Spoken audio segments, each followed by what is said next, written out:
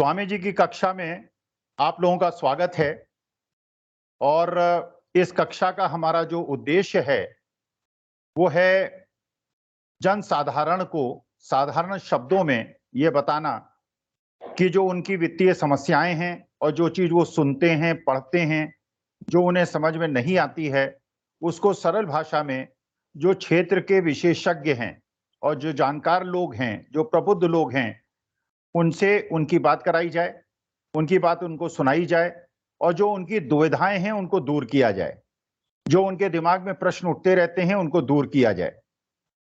तो एक प्रश्न जो मेरे छात्र भी मुझसे पूछा करते थे और आज भी जहां मैं जाता हूं तो युवा पूछते हैं कि साहब ये क्रिप्टो करेंसी क्या है, ये कैसे ऑपरेट करती है और इसमें क्या सावधानियां बरतनी चाहिए और क्या इसमें निवेश करना लाभप्रद होगा। ये बात अक्सर युवा पूछते हैं। तो मेरा इसमें विशेषज्ञता नहीं है, तो मेरे को मुलाकात हुई बहुत सारे टीवी चैनल्स पे डिस्कशन में राजेश्वर पेनुली जी जो चार्टर्ड अकाउंटेंट हैं और इस सब्जेक्ट पे उनकी एक्सपर्टाइज है और मैंने उनको सुना भी है, उनके साथ मैं पैनल में बैठा भी हूं और मुझे लगा कि उनकी जो प्रबुद्ध अपना ज्ञान है उनका लाभ स्वामी जी की कक्षा में हो और छात्रों को और बाकी दर्शकों को लाभ मिल सके। पेनुली साहब चार्टर्ड अकाउंटेंट हैं, गढ़वाल के रहने वाले हैं, टेरी गढ़वाल के रहने वाले हैं। राजनीतिक परिवेश है इनका। परिपूर्णानंद पेरुली जी जो वहाँ मेंबर ऑफ पार्लियामेंट थे, उनके परिवार से आते हैं और इनकी राजनीतिक सामाजिक प्रतिबद्धताएं भी हैं और ये जनता के और समाज के जो हित हैं उनके प्रति भी जागरूक हैं। तो मैं पेनुली साहब का अभिवादन करता हूं, उनका स्वागत करता हूं, उनसे निवेदन करता हूं कि मेरे दर्शकों को, मेरे श्रोताओं को ये बताएं कि क्रिप्टो करेंसी का असल में चीज है क्या और क्या इसमें युवाओं को पढ़ना चाहिए और अगर पढ़ना चाहिए तो क्या सोच के पढ़ना चाहिए और क्या सावधानियां रखनी चाहिए। पेनुली साहब। सबसे पहले तो धन्यवाद स्वामी जी आपका और आपके जितने भी जुड़ने वाले स्टूडेंट हैं आपकी कक्षा में, उन सबका भी मैं अभिवादन करता हूं जो आज जुड़े या बाद में जुड़े और जो भी डायरेक्ट पूछना चाहे अच्छा है।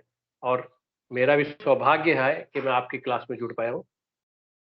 देखिए, क्रिप्टो करेंसी क्या है कि क्रिप्टो एक तो पहले बात सुन लीजिए कि करेंसी नहीं है। जो अधिकतर लोगों के दिमाग में बात बैठी हुई है कि करेंसी करेंसी हम लोग क्या समझते हैं? हम लोग एज ए साधारण आदमी करेंसी उसको मानते हैं जैसे भारत सरकार का रुपया है, अमेरिका का डॉलर है, जापान का येन है, यूएसएसआर का, रसिया का बोलिए तो रसिया का एक तरीके से जो उनका रूबल है। और इससे पहले जब हमारी पुरानी परंपरा चलती थी तो राजा महाराजा एक मुद्रा निकालते थे। वो कॉइन होता था या सिक्का होता था, बोलते थे टकसाल से उनके सिक्के आते थे जिसमें महाराजा की फोटो होती थी, इस ढंग की चीजें होती थी या बादशाहों की फोटो होती थी। वो होती थी करेंसी। कुछ लोगों को लगता है कि ये करेंसी का ही फॉर्मेट है और जो डिजिटल फॉर्मेट में है, जो बार बार बोलते हैं ना क्रिप्टो क्रिप्टो का बेसिकली मतलब है कि कोई चीज डिजिटल फॉर्मेट। डिजिटल फॉर्मेट का मतलब जिसको हम देख तो सकते हैं दूर से, न छू सकते हैं, न टच कर सकते हैं, न महसूस कर सकते हैं। आप रुपया कागज का होगा उसको भी आप छू भी सकते हैं, महसूस भी कर सकते हैं, देख भी सकते हैं। क्रिप्टो को आप सिर्फ देख सकते हैं, वो भी आप कहाँ, स्क्रीन पे या कंप्यूटर स्क्रीन पे या दूसरे टाइप के जो डिजिटल फॉर्मेट है उन स्क्रीनों पे देखते हैं। कुछ लोग इसके साथ कंफ्यूज हैं कि जो भारत सरकार का, जो आरबीआई ने भी कहा डिजिटल करेंसी निकाली है, वो भी शायद क्रिप्टो करेंसी है। तो बात समझ लीजिए कि भारत सरकार की जो डिजिटल करेंसी आई है वो रुपया का डिजिटल फॉर्मेट है, वो करेंसी है। ये बाकी जो हम बाकी सुनते हैं ना कि बिटकॉइन हो गया और इस ढंग के एथरकॉइन हो गया, इस टाइप की बहुत सी करेंसी है जहाँ ये एक्चुअल करेंसी नहीं है। और इसी को सरकार बार बार समझाने की कोशिश करती है और जिस भी ढंग से निकलता है, जैसे भी पीएमएलए मतलब prevention of money laundering act में भी डिफाइन किया कि ये कवर्ड होगी, वहां भी क्या कहा गया, इसको एसेट कहा गया, क्रिप्टो एसेट। अगर आप वैसे समझिए तो एक तरीके की एसेट, एक तरीके की संपत्ति है आपकी। संपत्ति वो डिजिटल फॉर्मेट में, फिजिकल फॉर्मेट में नहीं। फिजिकल फॉर्मेट संपत्ति होती है जैसे मेरे पास मोबाइल है, जैसे हम मोबाइल से बात कर रहे हैं, या हमारे पास कार है, वो फिजिकल फॉर्मेट की एसेट है, या हमारे पास पेंटिंग है, वो फिजिकल फॉर्मेट की एसेट है, या सोना है, वो हमारे पास फिजिकल फॉर्मेट में एसेट है। ये एक ऐसे एक एसेट है जो डिजिटल फॉर्मेट में है और जिसकी एक वैल्यू लगा दी गई कि डिजिटल फॉर्मेट में एक एसेट है, उसकी वैल्यू। जैसे बिटकॉइन का सबसे ज्यादा लोग क्रिप्टो करेंसी में बेसिकली बिटकॉइन के नाम से ज्यादा जानते हैं। तो एक फॉर्मेट दिखला जाए कि आप ये फॉर्मेट है और ये डिजिटल करेंसी, करेंसी का नाम इसलिए दे दिया गया, इससे लोग अट्रैक्ट होते हैं। करेंसी के लिए कुछ चीजें बेसिक होती हैं। क्या होती बेसिक जरूरी होती है? किसी न किसी सत्ता का, किसी न किसी देश की, उसका आप उसको रिप्रेजेंट करते हैं, मतलब उसमें सत्ता का, देश का, कोई रेगुलेटरी एजेंसी होती है, उसका कहीं ना कहीं भागीदारी होता है। एक जमाने में तो ये होता था जब हम करेंसी निकालते थे, जैसे लोग, कुछ लोगों को अभी भी गलतफहमी हुई कि भारत सरकार जो करेंसी निकालती है वो गोल्ड का रिजर्व रखती है, उसके हिसाब से करेंसी निकालती है। पहले एक जमाना होता था, जब एक बहुत पुराना जमाना जब कहा जाता, तब ये होता था शुरू शुरू में कि जितना गोल्ड सिल्वर इस टाइप के ऑर्नामेंट होते थे उसके एक रेशियो में करेंसी निकलती थी। मान लीजिए 100 रुपए का आपका गोल्ड सिल्वर ये सब चीजें हैं, तो उसका 20, उसका मतलब 4 गुना तक आप करेंसी निकाल सकते थे, 5 गुना तक निकाल सकते थे। धीरे धीरे वो सारे फॉर्मेट खत्म होगा। अब तो ये कह दिया गया कि आपका 1,000 करोड़ की अगर गोल्ड है और उसको 1,00,000 करोड़ रुपए का करेंसी निकाल लो। तो अब एक वो फॉर्मेट भी चेंज हो गया, तो एक तो गलत फहमी में कोई नहीं रहे कि किसी के पीछे कोई होता है। उसी फॉर्मेट का फायदा उठा करके ये क्रिप्टो करेंसी है। क्रिप्टो करेंसी क्या है कि एक डिजिटल फॉर्मेट, एक प्राइवेट इंटरप्रेन्योर को एक दिन समझ में आया कि इसको भी हम निकाल सकते हैं। उसने कहा कि दुनिया भर में या कुछ जगह पे हम एक करेंसी निकाल रहे हैं। करेंसी बैक्ड बाय क्या है? खासकर मैं बिटकॉइन की बात कर रहा हूँ। करेंसी बैक्ड बाय क्या है कि वर्ल्ड वाइड जो जो मिनरल्स निकलते हैं या मिनरल्स की खदानें हैं, उनका हम स्वामित्व लेते हैं, उसके रेशियो में आपको करेंसी दे रहे हैं। तो उन्होंने करेंसी को एक तरीके से फिक्स कर दिया। अब मान लीजिए कि आज की डेट में 500 खदानें, 500 खदाने के इस पर आप 1,000 करेंसी निकाल सकते हैं। कल अगर कह दें कि नहीं 500 की जगह 2,000 खदानें हो गई, तो उनका एक रेशियो बढ़ जाएगा कि आज 1,000 करेंसी है तो उसका उसी रेशियो में 4,000 करेंसियां वो निकाल सकेंगे। 4,000, 8,000 उसका एक रेशियो निकाल सकेंगे। फैक्चुअल पोजिशन ये है कि आज की डेट में पता किसी को नहीं, न इंडिया में उस पर कोई रेगुलेटरी अथॉरिटी है, न वर्ल्ड वाइड रेगुलेटरी अथॉरिटी है। बाकी के लिए आप कहीं जाकर के झगड़ा कर सकते हैं, ले सकते हैं और कर सकते हैं, तो उसमें नहीं है। युवाओं को ही लगता है या कुछ लोगों को हमारे पास लगातार एक क्वेश्चन आते हैं कि जी ऐसा है कि सरकार ने जब टैक्स लगा दिया तो लीगल हो गई है। मैंने कहा जी लीगल न पहले थी न अब है। लीगल का क्या होता है? लीगल टेनेबल नहीं है। अब आप एसेट के हिसाब से माने तो डिजिटल करेंसी एसेट है। जैसे दुनिया भर के कई एसेट होते हैं, हमारा चश्मा भी एसेट है, चप्पल जूता भी एसेट हो सकता है, चश्मा भी एसेट हो सकता है, हमारे बाल तक एसेट हो सकता है। कहीं रख दिए नाई की दुकान पे जो बाल रखे हैं वो भी एसेट हो सकते हैं। वैसे एक डिजिटल फॉर्मेट की एसेट है, वो करेंसी नहीं है। तो अब आप क्या कहते हैं? हम इलीगल क्या कहते हैं? इलीगल वो करेंसी के रूप में है, इलीगल एसेट के रूप में नहीं है। इसीलिए आप खरीद बेच सकते हैं, आप खरीदिए बेचिए जो मर्जी कीजिए, उसके ऊपर कोई रेगुलेटरी अथॉरिटी नहीं है। जैसे अब शेयर के ऊपर तो रेगुलेटरी अथॉरिटी मान लीजिए सेबी है, या दूसरे जो कमोडिटी अथॉरिटी, कमोडिटी मार्केटिंग आ गई, उसके ऊपर भी रेगुलेटरी अथॉरिटी है। ऐसे हर चीजों के ऊपर कोई रेगुलेटरी अथॉरिटी। क्रिप्टो के ऊपर कोई रेगुलेटरी अथॉरिटी नहीं है। न क्रिप्टो का पता है कि किसको कितनी कितना होगा। कल की डेट में अगर कोई केस हो जाता तो क्या होगा? हाँ, कोई कहे कि उसके ऊपर केस नहीं कर सकते, केस आप कर सकते हैं। इंडियन पैनल कोड तो है ही है। कोई आपसे फ्रॉड करे, कुछ करे, तो केस आप कर सकते हैं। सरकार ने जो उस पर टैक्स लगाया 30% का, इनकम टैक्स लगाया ना उस पर 30% का। एक तो लोगों को लगता है कि जो टैक्स लगाने का मतलब होता है वो लीगलाइज हो जाती है। किसी लोगों को ये नहीं पता कि जो स्मगलिंग का पैसा भी आता है या स्मगलिंग का सोना खरीदोगे बेचोगे, उस पर भी टैक्स लगता है। सरकार को तो इनकम पे टैक्स लेना है, तो इनकम का टैक्स तो लगेगा ही लगेगा। इसका मतलब नहीं कि लीगलाइज हो गई वो चीज, वो इलीगली है आज की डेट में, as far as currency is concern. तो एज एसेट तो वो है। अब हम कहते हैं कि उसका इन्वेस्टमेंट करिए। इसमें टैक्स भी दो तरीके के लगते हैं। अभी एक जीएसटी का भी झगड़ा है, इस पे जीएसटी भी लगना चाहिए, क्योंकि जब एसेट डिफाइन हो गई, भारत में क्या है कि कोई भी चीज जो एसेट डिफाइन है उस पर अगर उसका खरीद बेच होगा, उस पर जीएसटी भी लगेगी। अभी लोगों का दिमाग जीएसटी पे नहीं है। अभी लोग सारे के सारे दिमाग किस पे लगाते हैं कि इनकम टैक्स लग रहा है कि नहीं। इनकम टैक्स में भी दो इनकम टैक्स है। एक वो इनकम टैक्स जो आप पर 30% लगेगा। 30% किसका? मान लीजिए मैंने 1 रुपए में करेंसी खरीदी और 2 रुपए में बेची, तो जो डिफरेंस का 1 रुपया है उसका 30% आपको टैक्स में देना है, प्लस सरचार्ज और जो भी चीजें उस टाइम एप्लीकेबल।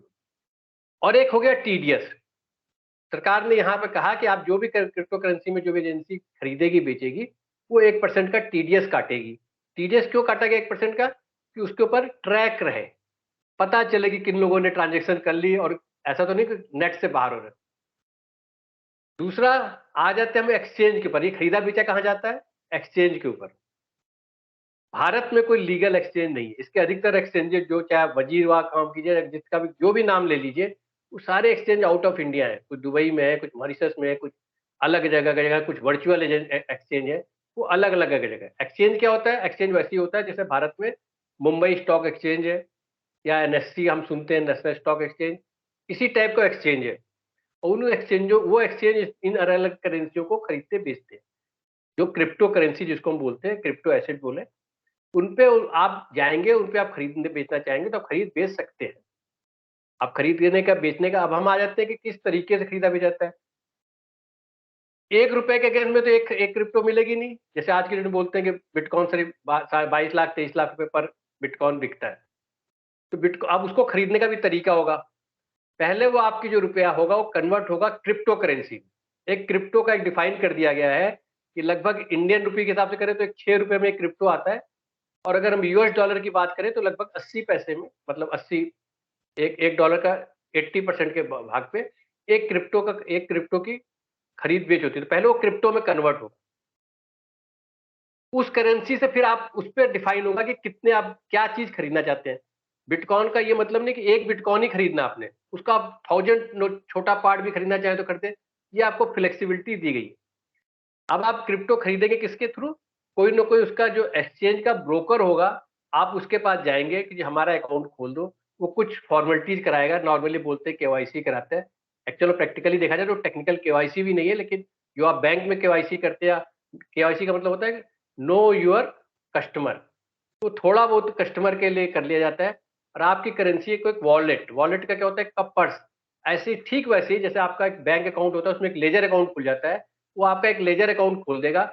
उसमें लिख देगा कि आपने इतने रुपए को कन्वर्ट करा के क्रिप्टो करेंसी, मतलब क्रिप्टो का जो एक पार्ट है उसमें आपने करंट करके, अब उस क्रिप्टो से आप कितना बिटकॉइन खरीदेंगे, कितना जो भी मर्जी खरीदेंगे, उसमें खरीद करके वो आपके उस वॉलेट में, मतलब उस आपके जो पर्स एक बनाया गया, जो डिजिटल पर्स है, जो आपके हाथ में भी नहीं है, कल की डेट में आप उसके नंबर भूल जाते हैं या कोई दिक्कत हो जाती है टेक्निकली, तो वो पैसे भी गए।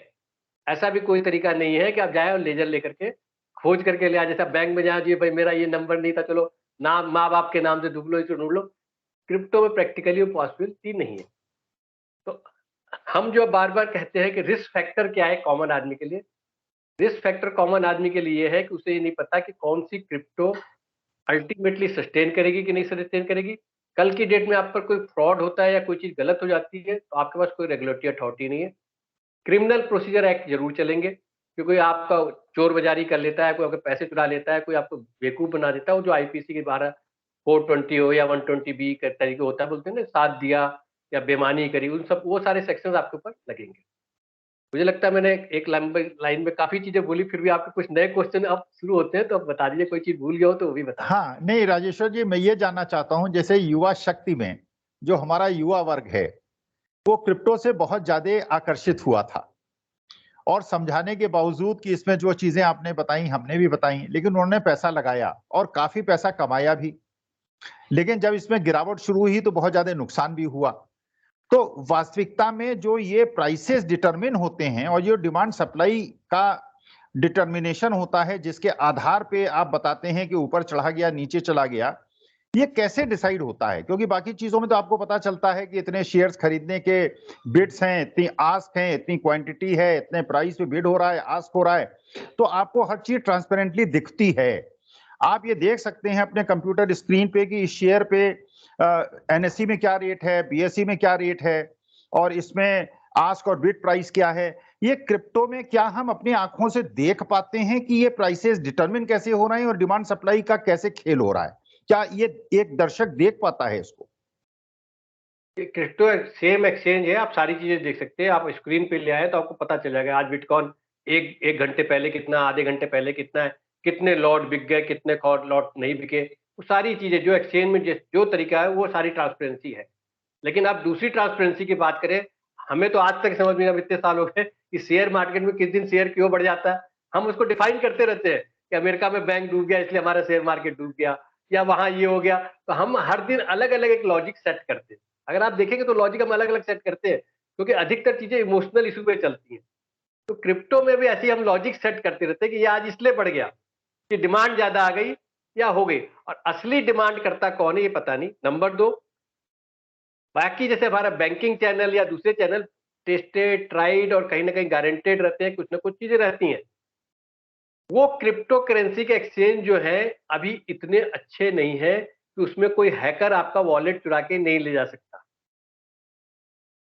जो ब्लॉकचेन उनके इनका सिस्टम है ना, ब्लॉकचेन है क्या? ब्लॉकचेन बेसिकली वही सिस्टम है कि हैकर कहाँ कहाँ पर घुस सकते हैं, उनको उनको उनको उनको रोको।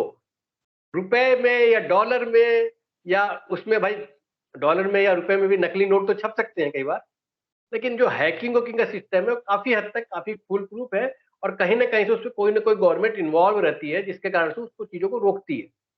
यहाँ ऐसा कुछ नहीं है। यहाँ अगर हैक हो गया तो हो गया, आपके पास कोई ऑप्शन नहीं है। अब हैक मान लीजिए दुबई में बहुत, आप मुकदमा भी नहीं लड़ पाओगे। आप यहाँ करते रहो केस, यहाँ वाले अच्छा बोलेगा मेरे राजेश्वर जी, एक माफ कीजिएगा, एक चीज ये बताइए, आपकी राय क्या है?